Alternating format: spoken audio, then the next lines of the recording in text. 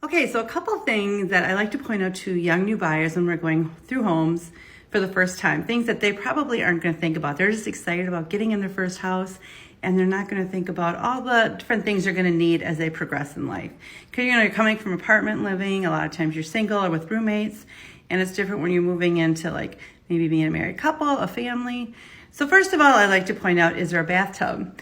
As we know as parents, you're going to want a bathtub for your kids. As a single person, you don't really think of it. So that's one of the first things I like to point out. I like to point out, how are you going to use the house if you have children? Like, where are the kids going to play? What rooms are they going to be near the kitchen, away from the kitchen? Because you have your living space and then you have your toy space. Sometimes they're combined. So I like to talk through, like, how are we going to live here as a family? Because they're still kind of thinking of it as a couple. Another thing I'd like to point out is where the bedrooms are. If there's a master bedroom on the first floor, we like to have the discussion. Okay, are you okay with if you're on the first floor and your kids are upstairs? Or also, sometimes there's a master upstairs, especially like in Cape Cods, and the other bedrooms are on the first floor. I like to point out, do you think it's okay with you if you're on the top floor and your kids are on the bottom floor? So placement of bedrooms really matters for families. I like to look at the yard and, like, what if all the yard is really in the front and it's a busy street?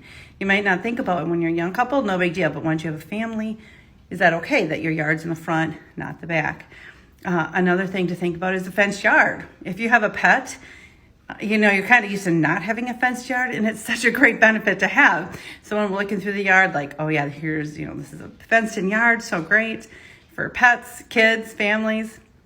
The other things that I kind of like to point out are like where you are in relations to like parks and things like that, and parks. I don't know if I said that right, parks, because you don't really think of it like that as much as a young couple either. Like, how are we gonna live in this as a family?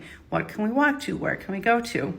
So those are just some of the things. And if it's a single person, then you want to think about, like, how close are you, maybe if you're in a bigger city, to transportation to go to do the things you want? How close are you, like, in walking distance to like Trader Joe's or coffee or all those things? So I think that when you're young and you're first looking for homes, you're really just like used to coming from apartment, and so many things don't matter.